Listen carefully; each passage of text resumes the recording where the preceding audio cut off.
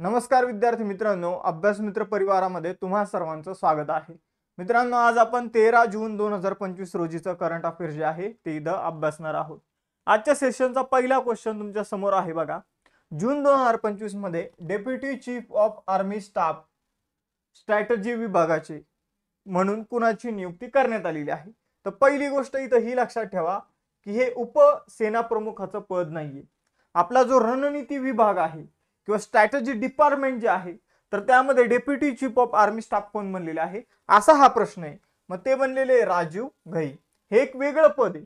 आपण जर बघितलं तर राजीव घई हे व्यक्ती जे आहे यांच्याबद्दल तुम्हाला बऱ्यापैकी जणांना माहिती, पण यांचं नाव तुम्ही ऐकलं नसेल का?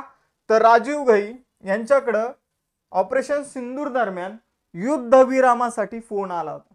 युद्धविरामाचे जे काही चर्चा झालेली आहे तर त्यामध्ये महत्त्वाचा रोल जो आहे भारताच्या बाजूने कोण बोलले होते तर राजीव घई हे बोलले होते। आणि आता ते बनलेले deputy chief of army staff कशामध्ये तर स्ट्रॅटेजी डिपार्टमेंट मध्ये, रणनीती विभागाचे।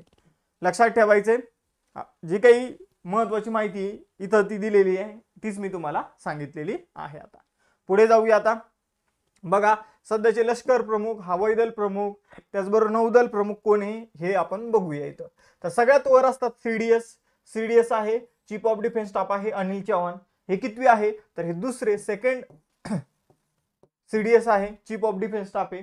नंतर आपण जर बघितलं तर यांच्या अंतर्गत 3 सेना प्रमुख येतात, मग जनरल उपेंद्र द्विवेदी, त्याचबरोबर जर बघितलं तर वायुसेना प्रमुख अमरप्रीत सिंह आणि नौदल प्रमुख दिनेश कुमार त्रिपाठी।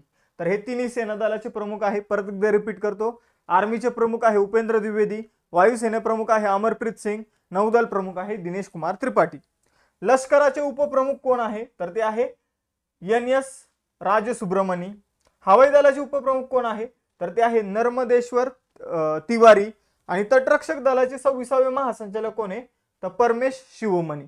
तर ही नावं तुम्हाला लक्षात ठेवायची, कोणत्या ना कोणत्या एक्झाम मध्ये विचारली जाऊ शकतात। पुढे जाऊया। जून 2025 मध्ये आंतरराष्ट्रीय क्रिकेट परिषदेच्या हॉल ऑफ फेम मध्ये कोणत्या क्रिकेटपटूचा समावेश करण्यात आलेला आहे तर हॉल ऑफ फेम काय असतं तर ऑल टाइम ग्रेटेस्ट क्रिकेटरची जी काही आपण म्हणूया नोंद केली जाते त्याला हॉल ऑफ फेम म्हटलं जातं। मग ही नोंद जी आहे ती ICC इंटरनॅशनल क्रिकेट काउन्सिलच्या माध्यमातून केली जाते। मग यामध्ये महेंद्रसिंह धोनी यांचा समावेश जो आहे तो करण्यात आलेला आहे। मग हॉल ऑफ फेम मध्ये सामील होणारे हे 11वे भारतीय क्रिकेटर ठरले आहे। पहिले भारतीय क्रिकेटर होते बिशन सिंग बेदी, पहिल्या भारतीय महिला होत्या मिताली राज आणि 11वे आहे इथं महेंद्रसिंह धोनी। आंतरराष्ट्रीय क्रीडा दिन 2025 कधी साजरा केला जातो तर आंतरराष्ट्रीय क्रीडा दिन जर आपण बघितलं मित्रांनो तर तो 11 जून रोजी सेलिब्रेट केला जातो। कधी सेलिब्रेट केला जातो 11 जून रोजी। या वर्षीची थीम आहे चूज स्पोर्ट एव्हरी डे। आंतरराष्ट्रीय क्रीडा दिनाची थीम काय आहे चूज स्पोर्ट एव्हरी डे, म्हणजे खेळ निवडा प्रत्येक दिवशी।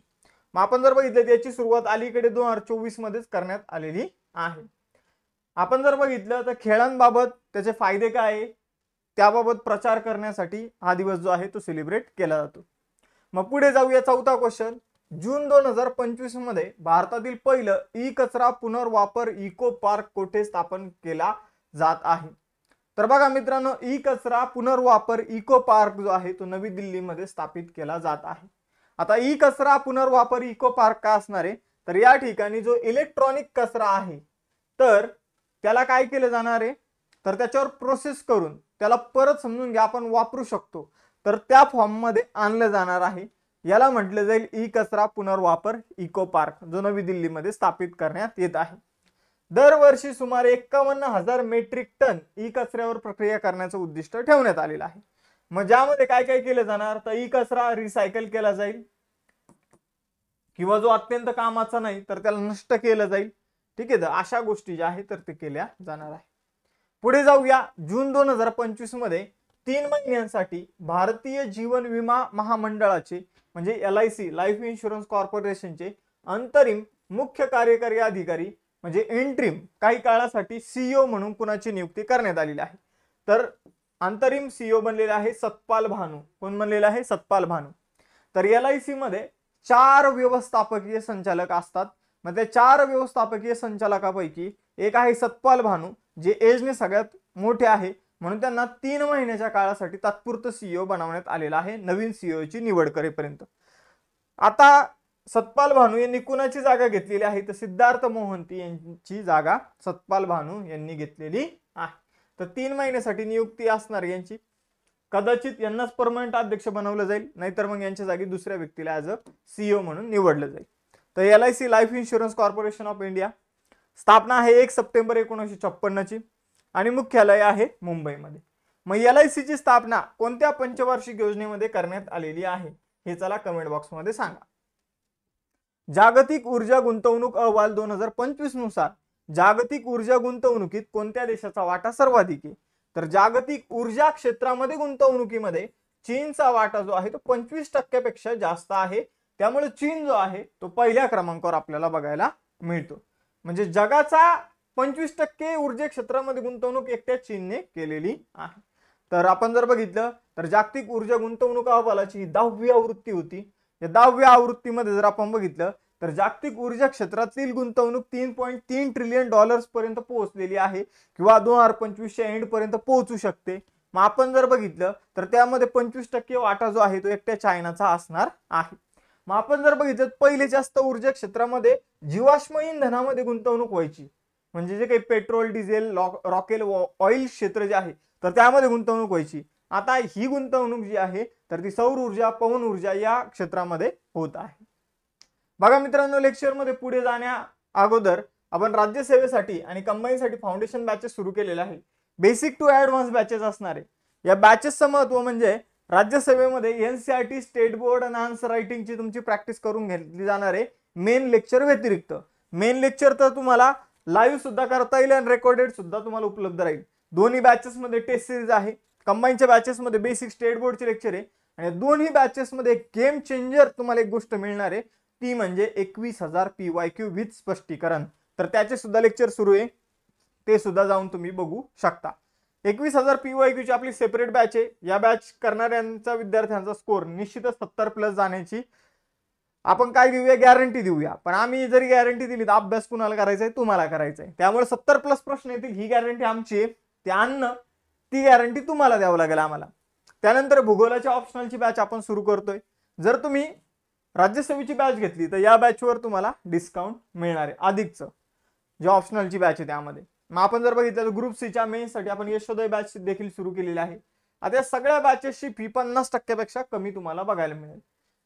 त्याचबरोबर बघा, अजून फी मध्ये डिस्काउंट पाहिजे तर काय करायचं, तर बॅचवर क्लिक करा. खाली बाय नावचं ऑप्शन येतं, तर डायरेक्ट बाय नाव नका करू. थोडंसं खाली स्क्रोल करून have a coupon code apply here नावाचा ऑप्शन असेल तर त्यावर क्लिक करा आणि त्यावर क्लिक करून आपलं कुपन कोड टाका. कुपन कोड काय आहे, तर CJ लाईव्ह नावाचं कुपन कोड आहे. हे तुम्ही जसं टाकाल तसं फी कमी झालेली तुम्हाला बघायला मिळेल. अजून जेवढी फी तुम्हाला इथे दिसते त्याचे 10% फी अजून कमी होऊन जाईल. पुढे जाऊया, या नोट्स तुम्हाला त्या बॅचेसमध्ये मिळून जातील. तर बघा, पुढचा क्वेश्चन आहे, कोणत्या राज्य सरकारने धनुषकोडी क्षेत्राला ग्रेटर फ्लेमिंगो अभयारण्य म्हणून घोषित केलं आहे? तर बघा मित्रांनो, धनुषकोडी कुठं आहे, तर तमिळनाडूमध्ये आहे. मग तमिळनाडूनेच आपण जर बघितलं तर धनुषकोडी क्षेत्राला ग्रेटर फ्लेमिंगो अभयारण्य म्हणून घोषित केलेलं आहे. तर आपण जर बघितलं तर फ्लेमिंगो पक्षी जे आहे ते मोठ्या प्रमाणावर आपल्याला या ठिकाणी बघायला मिळतात.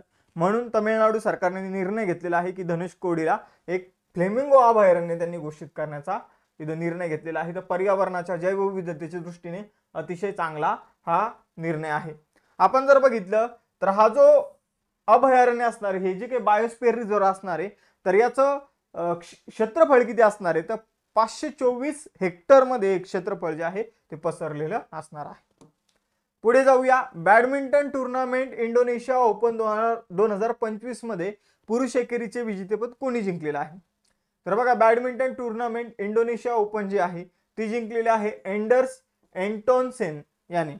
तर एंडर्स एंटोनसेन डेन्मार्कचा खेळाडू आहे, ज्याने इंडोनेशिया ओपन 2025 जी आहे ती जिंकलेली आहे. आपण जर बघितलं तर ही एक महत्त्वाची स्पर्धा आहे जी त्याने जिंकली आहे. पुढे जाऊया आता, भारतातील पहिली वंदे भारत देखभाल डेपो कोठे उभारला जात आहे? तर बघा मित्रांनो, आता आपण वंदे भारत ट्रेन जी आहे त्यांचं प्रमाण वाढवत आहोत. पण ट्रेन अचानक खराब झाली, तिच्यामध्ये काही प्रॉब्लेम झाला, तर तिला सुधारवण्यासाठी एक ठिकाण पाहिजे. मग आपण त्यासाठी एक डेपो उभारत आहोत जोधपूर राजस्थान पाशी. जोधपूरच्या जवळ एक ठिकाण आहे मित्रांनो, त्या ठिकाणाचं नाव मी तुम्हाला सांगतो. आपण जर बघितलं तर भगत की कोठी नावाचं ठिकाण आहे. या ठिकाणी 167 कोटी रुपये खर्चून आपण एक अत्याधुनिक डेपो जो आहे तर तो तयार करत आहोत वंदे भारत एक्सप्रेस साठी. पुढे जाऊया. जागतिक मान्यता दिन जो आहे 2025 तो कधी साजरा केला जातो. समजून घ्या तुम्ही एखादं चांगलं काम केलेलं आहे, समजून घ्या तुम्ही एखादं समजून घ्या PhD केली, पण PhD तुमची कधी कंप्लीट होणार? ठीक आहे, जेव्हा तुम्हाला त्यावर विद्यापीठाचं किंवा गव्हर्नमेंटची मान्यता भेटणार. कोणत्याही गोष्टीला जोपर्यंत मान्यता भेटत नाही तोपर्यंत तिचं महत्त्व राहत नाही. मग आपण जर बघितलं तर त्यासाठी एक मान्यता दिवस जो आहे तो सेलिब्रेट केला जातो 9 जूनला. 9 जून रोजी जागतिक मान्यता दिवस जो आहे तर तो सेलिब्रेट केला जातो. मग हा दिवस 2008 पासून सेलिब्रेट केला जात आहे आणि accreditation empowering small and medium enterprises अशी यावर्षीची थीम आहे. म्हणजे या दिवसाचा उद्देश काय आहे तर जे काही छोटे मोठे उद्योग आहे तर त्यांना मान्यता देऊन त्यांना मोठं करणं हा या पाठीमागचा उद्देश आहे. तर ॲक्रिडिटेशन, आता मला प्रॉपर उच्चार जमत नाही, तर याचा अर्थ काय तर ते मी तुम्हाला थोडक्यात समजून सांगण्याचा प्रयत्न केलेला आहे या शब्दाचा, की एखाद्या गोष्टीला मान्यता देणे, शैक्षणिक पदवी म्हणा किंवा एखादी तुमची अचिव्हमेंट म्हणा, एखादी गोष्ट जर तुम्ही कंप्लीट करत असाल तर त्याला मान्यता देणे, तर त्यासाठी हा दिवस 9 जूनला सेलिब्रेट केला जातो. ओके, पुढे जाऊया. जून 2025 मध्ये UEFA नेशन्स लीगचं विजेतेपद कुणी जिंकलं? तर बघा, पोर्तुगालने UEFA नेशन्स लीगचं विजेतेपद जे आहे ते जिंकलेलं आहे. Union of European football association चं जी काही नेशन्स लीग आहे तर त्याचं विजेतेपद पोर्तुगालने जिंकलेलं आहे. आपण जर बघितलं तर पोर्तुगालने कुणाला हरवलं तर स्पेनला हरवलेलं आहे. पोर्तुगालने स्पेनचा पराभव करून ही युनियन ऑफ युरोपियन फुटबॉल असोसिएशनची नेशन लीग जी आहे ती जिंकली आहे. आता पुढचा क्वेश्चन, 18व्या ब्रिक्स शिखर परिषदेचं आयोजन कोणता देश करणार आहे? तर 18वी ब्रिक्स शिखर परिषद भारतात आयोजित होणार आहे. कितवी आहे मित्रांनो, कधी आयोजित होणार आहे तर 2026 मध्ये हिचं आयोजन केलं जाणार आहे. आपण जर बघितलं 2025 ची ब्रिक्स परिषद कुठे आयोजित होणार आहे तर ब्राझीलमध्ये आयोजित होणार आहे, रिओ दी जानेरो या ठिकाणी. मग या दोन्ही गोष्टी लक्षात ठेवा. भारतामध्ये यापूर्वी 2012, 2016 आणि 2021 मध्ये ब्रिक्स शिखर परिषद जी आहे ती आयोजित करण्यात आली होती. आधी 4थी वेळ असणार आहे भारतामध्ये ब्रिक्स शिखर परिषद 2026 मध्ये आयोजित होईल. आणि कितवी तर 18वी. आपण जर बघितलं तर 17वी 2025 मध्ये जर बघितलं जुलै महिन्यामध्ये ब्राझीलमध्ये रिओ दी जानेरो या ठिकाणी ब्रिक्स शिखर परिषदेचं आयोजन होणार आहे.